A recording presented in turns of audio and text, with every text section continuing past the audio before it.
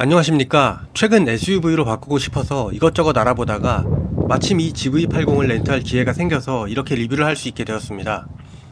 현재 제가 타고 있는 W213 E클래스 아방가르드 2300 인텔리전스 드라이브 모델을 기준으로 이 GV80과 비교를 해보도록 하겠습니다.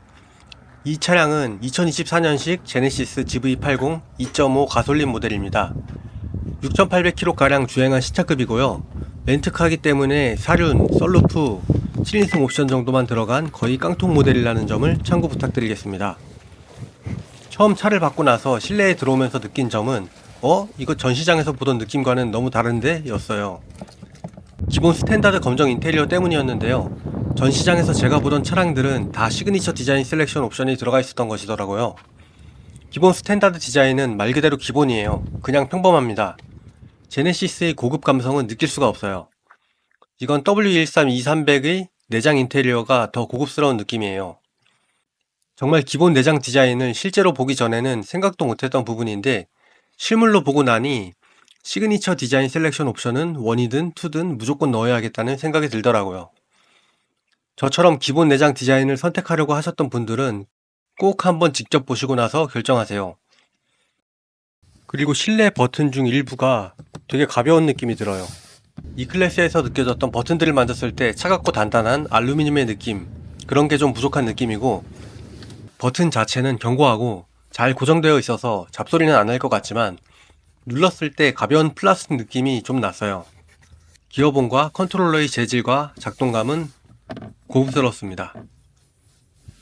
안전벨트 걸쇠 부분에서도 뭔가 덜 신경 쓴 느낌이 들었는데요. 이상하게 길게 나와 있는 듯하고 살짝 제끼면 전선도 바로 보이는 모습 때문이었어요. 그리고 모양 자체도 고급스러운 제네시스 이미지와 맞지 않아 보였고요. 뒷자리 안전벨트 걸쇠 부분은 이렇게 괜찮은데 앞자리만 유독 그렇더라고요. 그리고 착좌감인데요. 일단 앞좌석 시트에 앉아보자마자 느낀 점은 E클래스보다 훨씬 편했습니다. 푹신하다 잡아준다 이런 느낌도 아니고 그냥 확실히 허리가 편했어요.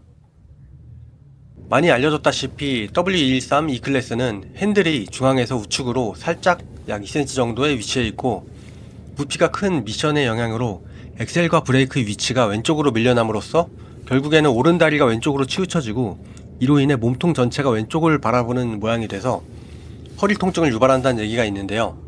처음에는 한손 운전하니까 괜찮겠지 생각했는데 아니더라고요. 사람에 따라 다르긴 하겠지만 저 같은 경우에는 1시간 정도만 타도 허리가 불편함을 느끼고 있습니다.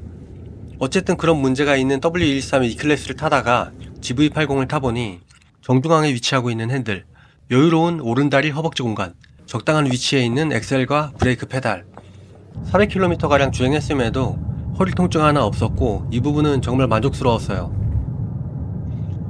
어떻게 보면 기본기는 독일차라는데 이런 걸 보면 벤츠, W214 신형 E클래스에서도 여전히 페달 위치는 왼쪽으로 치우쳐져 있다고 하던데 독일차가 기본기 잘하는 것이 맞는지는 모르겠습니다.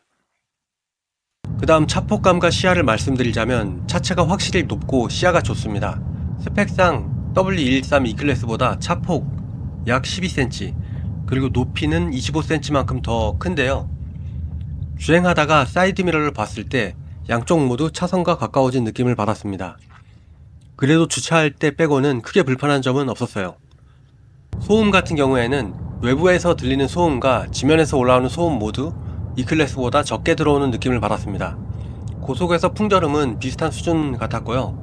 하지만 RPM을 올려 가속할 때의 엔진 소리는 W213 E클래스보다 훨씬 더 크게 올라오네요.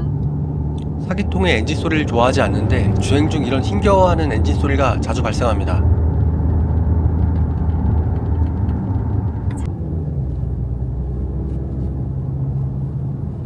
W113 2300의 경우에는 245마력 37.7토크로 그런 느낌을 전혀 받지 못했는데 GV80 2.5는 304마력 43토크임에도 이런 느낌을 받은 이유는 스펙상 GV80이 E클래스보다 300kg 정도 더 무겁더라고요. 그 무거운 차체 대비 엔진이 작은 게 원인인 것으로 보였습니다. 역시 GV80 정도 크기와 무게면 3000cc 터보 정도는 들어가줘야 맞는 것 같아요. X5나 GLE처럼요. 그리고 승차감에 대해서 얘기해보려고 하는데요. 과속 방지턱이나 요철을 넘는 느낌은 E클래스보다 확실히 딱딱한 느낌이었습니다. 이 차량은 각종 커뮤니티에서 승차감이 대폭 개선되었다고 하는 2024년식이거든요. 그리고 GV80은 프리뷰 전자제어 서스펜션이 기본으로 탑재되었음에도 불구하고 이런 딱딱한 느낌은 살짝 아쉬운 부분이었어요. 앞좌석에서의 느낌은 모델 Y와도 크게 다르지 않았어요. 뒷좌석 폴딩 부분도 궁금했었는데요. 여행 가다가 잠시 시간이 생겨서 주차하고 뒷자리를 접고 누웠는데 2열과 3열 사이 빈 공간이 있긴 했지만 잠깐 누워서 쉬기에는 좋았습니다. 하지만 가장 천정이 높은 썬루프 부근에서도 시트를 접고 허리 펴고 앉지는 못해요. 그냥 누워있는 것만 가능합니다. 이건 대부분의 준대형 SUV가 그렇겠죠? 그리고 주행보조 기능도 중요하게 생각하는데요. 이건 깡통 모델이기 때문에 드라이브 어시스턴트 1, 2 모두 들어가 있지 않음에도 불구하고 W213 E클래스 주행보조 기능보다 약간 더 좋았어요. 차로 유지 보조 2가 2024년에 들어가서 그런 것 같더라고요. 그런데도 약간 실망했어요. 왜냐하면 순정 내비 기반으로 주행하고 있음에도 커브에서 속도 줄이기 뭐 이런 건 안 되고 급커브에서 차선 못 잡고 그러더라고요. 이건 또 새로운 옵션을 넣어야지 성능이 좋아지나 봐요. 재출발 시 가속하는 것도 최대로 민첩하게 설정을 해도 느립니다. 이거 재출발 시 엑셀 수동으로 안 밟아주면 그새 차 두 대는 끼어들겠어요. 출시된 지 8년이나 지난 E클래스보다 이 정도만 더 좋다는 게 실망인 거고, 어쨌든 GV80이 더 좋기는 합니다. W113의 주행보조 기능이 아직도 충분히 쓸만하다는 얘기도 되겠죠? 차 바꾸지 말아야겠습니다. 이상 제가 느낀 리뷰 마치겠습니다. 오늘도 시청해주셔서 감사합니다.